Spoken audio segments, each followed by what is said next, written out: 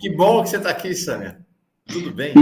Tudo bom, Mauro, Rebeca? Obrigada pelo convite, obrigada pelo elogio também.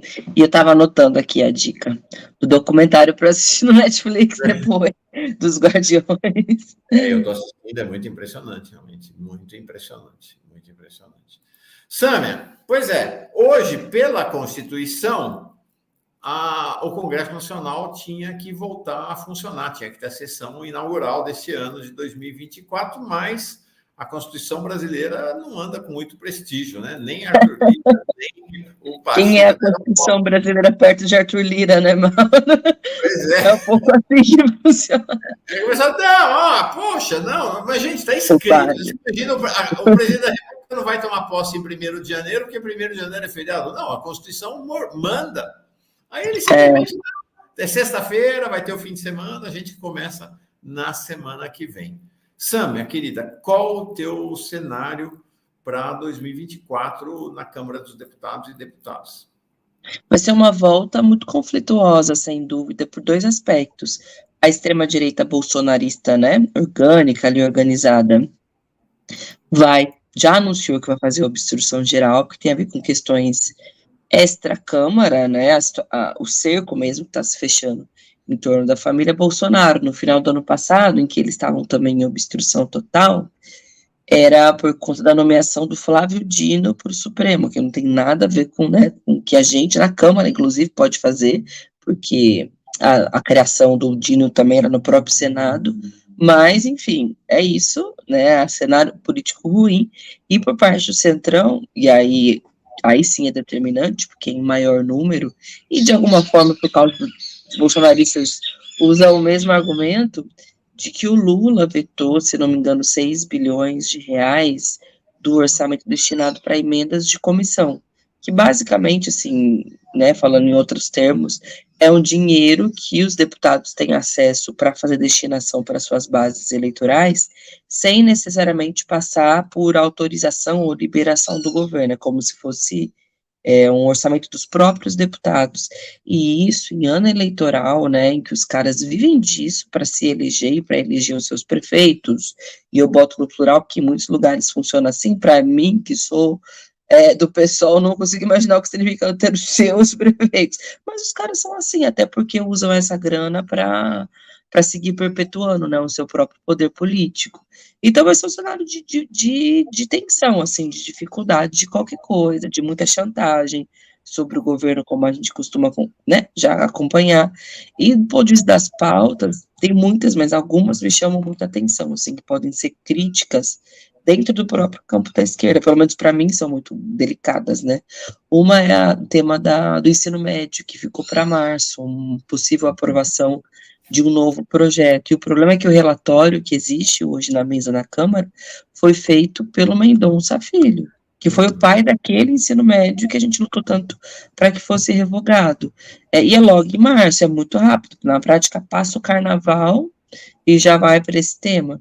E tem um segundo, que são possíveis ameaças, né, possibilidades de reforma administrativa, que não é aquela PEC 32 do Bolsonaro, ao que tudo indica, mas é alguma alteração no regime de trabalho, no modelo de contratação de servidores públicos, que pode causar um desgaste grande, né, porque a gente está falando, inclusive, de uma base que boa parte dela apoiou, votou no Lula, justamente pelo absurdo que foram os ataques do governo Bolsonaro e do neoliberalismo de maneira geral. Então, não vai ser uma volta tranquila, não, vai ter muita coisa, muito tema, muito confronto e pautas delicadas, assim. Eu queria te colocar uma questão que é o Lira, porque a aliança com o Centrão é central para a sustentação do governo Lula, mas o Lira está com a faca, né? Ou o primeiro-ministro, como eu chamo carinhosamente aqui, é isso mesmo, no pescoço do governo. Ontem ele ostensivamente faltou na posse do Lewandowski e, mais grave ainda, né? Na abertura do ano do judiciário, no STF. Estava toda a República, né? Todo o comando institucional da República estava lá, menos o Lira. É o segmento do que ele já tinha feito naquele evento celebrativo da vitória contra o golpe do 8 de janeiro. Ele não veio também. Mais grave que isso, né? Ele, naquela vez, ele deu a desculpa da doença do pai. Agora, ele estava em Brasília na quarta-feira.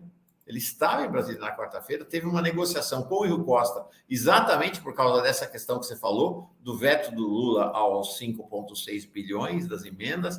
Olha a ousadia dele. Sabe por que ele conversou com o Rui Costa? Porque ele se nega a conversar com o Padilha, que ele quer derrubar. E está dizendo que tem que botar alguém que não seja do PT para ser o ministro da articulação política. Ele estava com o Rui Costa, pegou o avião e foi para Paraíba, para um jantar na casa do famoso deputado Damião Feliciano, do União Brasil, para articular a campanha do Elmar Nascimento para a sucessão dele. Então, assim, ele está sinalizando o que vem para o pau para cima do governo, né? Sim, e eu acho que ele está usando esse tema das emendas como uma questão gravíssima, porque daí são dois movimentos. Ele mostra o poder de fogo que ele tem para o governo e de possíveis sinalizações para os bolsonaristas, só para dar uma emparedada mesmo. E para os deputados, boa parte deles está só interessada em emenda mesmo. Ali o Mauro sabe bem, e Rebeca, todo mundo que acompanha, né, a Câmara, tem uma camada de deputados que atua, que articula, que vai dizer, e tem todo um bolo de gente que está ali por conta das emendas, dos recursos. É isso que o baixo clero também tem esse aspecto, né, assim, que é um termo pejorativo, mas faz todo sentido, gente, essa é a verdade.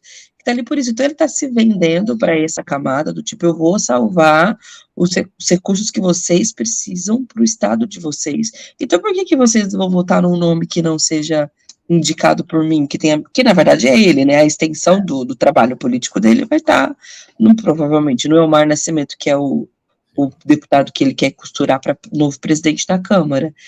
E aí vai ser um ano todo de ano passado já foi assim, mas ano eleitoral piora, né? É um ano de chantagem de agrado aos deputados, para que eles confiem, né, nesse projeto político tão, assim, incrível que ele vem construindo, com ironia, claramente. E o cenário muito... Eu brinco aqui que ser deputado federal hoje é ter uma empresa de médio porte para o Brasil, né? Porque você tem...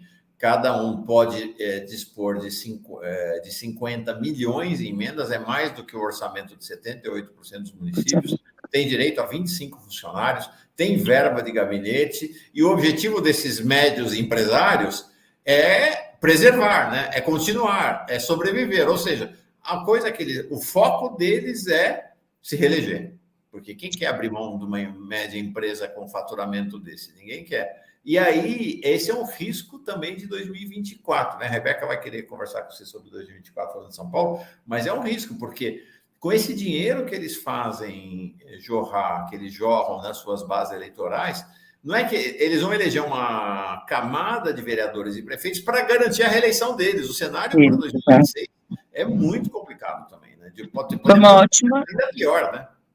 Foi uma ótima analogia essa com o empresário, e eu só adicionaria, além de tudo que você disse, que é o próprio fundão, né, são 4, 5 bilhões de... Então, quem é profissional em política, nesse sentido, né, profissional em eleição, em manutenção do próprio poder, só não se reelege, só não elege o seu se não quiser, porque é muita grana envolvida, mas quase 80% dos municípios brasileiros não tem o dinheiro que um deputado tem acesso. Se você for olhar para os ministérios, igualmente, os parlamentares têm mais recursos para manejar, né, claro, alguns precisam de negociação, mas tem um que eles chamam de emenda PIX, inclusive, né, que não precisa nem que a Casa Civil, que o governo autorize, vai direto. Mas porque é muito ministério, esses ministérios considerados, né, pelo establishment como secundários, são menores do que esse acesso de recurso que os parlamentares têm. Então, virou cada vez mais um negócio, por isso que a analogia cabe muito bem. Rebeca. Bom, Samia, deixa eu pegar esse gancho, então, que o Mauro levantou, para te perguntar como você tem visto desenrolar o cenário das eleições municipais, com recorte aqui de São Paulo, né? Você aqui de São Paulo teve uma atuação brilhante aqui também, a gente sempre acompanhou. E o que você está vendo, né? A gente tem o Ricardo Nunes se reelegendo, né? Tentando se reeleger, o Lula, que trouxe a Marta para ser vice do Boulos, aí queria seu olhar também sobre isso, tem a Tabata, enfim, o Salles, que desistiu agora da candidatura. Como você tem visto esse cenário? Vou começar pela desistência do Salles, então, que eu acho que é um sinal de que, de fato, o Bolsonaro e o PL está empenhado na tentativa de reeleição do Ricardo Nunes, e que, bom, talvez o Lula tenha razão no argumento de que vai ser um repeteco do cenário político, né, de Lula versus Bolsonaro, agora com Boulos e Ricardo Nunes, mas tem aspectos que são diferentes, né, porque o Brasil estava um caos, né, nas mãos do Bolsonaro, e ainda está muito no início para dizer que as coisas foram resolvidas, para falar a verdade, mas São Paulo tem um aspecto de que as pessoas se preocupam mais do que com polarização, com o buraco da rua, com o semáforo que não está funcionando, com o centro que está abandonado e a periferia ainda mais abandonada. Então, a polarização organiza a eleição, mas ela não responde a todos os desafios que a gente tem. E aí eu falo de Ricardo Nunes, que é um Maluf, assim, no sentido de que diariamente é uma obra que ele está inaugurando.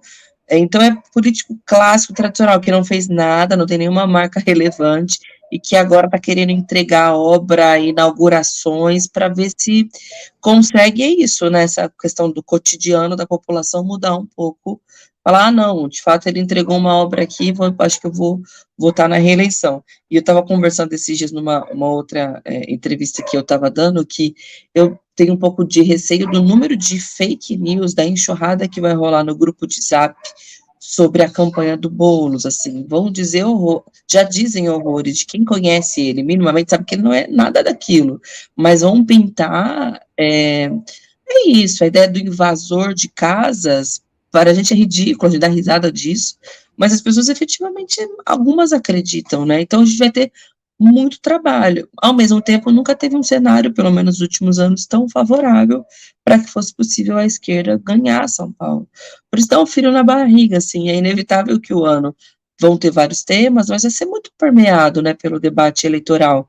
E virou já clichê, mas é verdade, essas eleições, elas são, de fato, muito importantes, porque elas pavimentam o caminho de 2026, né, não é à toa que o Lula e o próprio Bolsonaro viram nas eleições municipais de São Paulo esse tamanho de importância. Claro que o Bolsonaro está inelegível, mas tem Tarcísio, tem, enfim, não vou ficar fazendo propaganda levantando o nome deles, eles que se virem para isso. Mas o jogo ainda está rolando, né?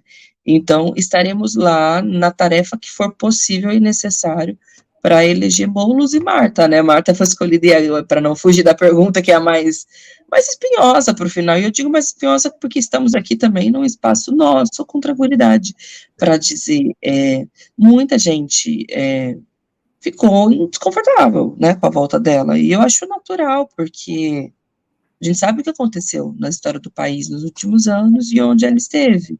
Claro que no episódio muito importante da história do país, que foi a vitória contra o Bolsonaro, ela também esteve no lado correto. Mas é normal que a militância fique desconfortável e tenha uma desconfiança. Mas o que eu vejo é que se a política que está sendo, se a aposta política é a aposta da frente ampla e de tentar repetir o cenário de 2022 e de tentar sinalizar, ganhar votos na periferia, né, e de alguma forma sinalizar para uma elite de São Paulo, que é de onde a Marta vem, né, ela é filha do Jardim, ela mora ali no Jardim Paulista, enfim, ela é essa pessoa, aí você entende, né, a movimentação que está sendo criada. E assim, eu acho também que a eleição começou, entendeu? A gente tem que fazer críticas e fazer os balanços, mas na hora certa, assim, porque também eu entendo que qualquer coisinha vai ser usado contra a gente mesmo, sabe? Não, é isso, vamos virar a página, a campanha começou, balanço a gente deixa para depois, né, nos espaços adequados também, entende? Assim. Faca nos dentes e vamos à luta. Porque é o seguinte, Samia, há uma parcela da esquerda, pequena, mas há, que acha que o Boulos já ganhou. O Boulos não ganhou. É isso, mano. Não vamos nos iludir. Essa eleição de São Paulo vai ser duríssima, porque todo mundo sabe que em São Paulo está se decidindo o destino da cidade, do estado e, sobretudo, o destino do Brasil. Não é à toa que o Lula, que de bobo não tem nada, falou: ó, eleição em São Paulo é ele contra eu. É a repetição do confronto presidencial. Né? Perfeitamente. Vai ser duríssima. Vai ser duríssima. Isso aí. Sami, olha só, um recado para você aqui, nossa audiência, né, se manifestando com a sua presença aqui. Lucrécia Soares diz: Sâmia, sou apaixonada por você, muita admiração pela pessoa que você é, pelo seu trabalho, Deus abençoe sempre.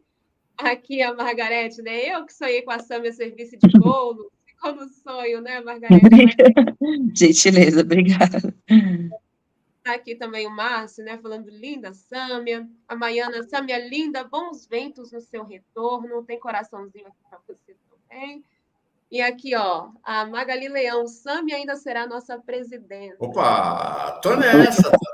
Ô, na hora que abrir o comitê de campanha, avisa. Bom, significa que vai ter mudado bastante a conjuntura nacional para viabilizar uma pessoa como eu nesse espaço, mas vamos criar as condições não para isso, mas para mudar a conjuntura pelo menos, vamos mudar. Sâmia, vamos encerrando por aqui. Sei que a tua agenda é sempre muito apertada. A gente espera aqui que seja um ano de bastante alegria para você. Eu sei que teve um final de ano tão dolorido com a morte do seu irmão, né? Se recolheu, inclusive ficou recolhida praticamente 2 meses. Então, que esse seja um ano de renovação para você, né? Sua família toda, de bastante alegria. E estamos juntos, viu, com você. Mauro, Rebeca, todo mundo da equipe, obrigada demais pelo convite, estou sempre à disposição. Estou retomando aos poucos o trabalho e a cabeça também, não é simples, mas a gente precisa, né, seguir a vida, seguir as tarefas, também por ele, que gostava tanto da minha atuação, então vamos seguir firmes e fortes. Obrigadão, boa sorte para vocês também nesse ano, muitos desafios, muitas coisas para cobrir, mas estaremos juntos. Um beijo, gente. Obrigada. Beijo.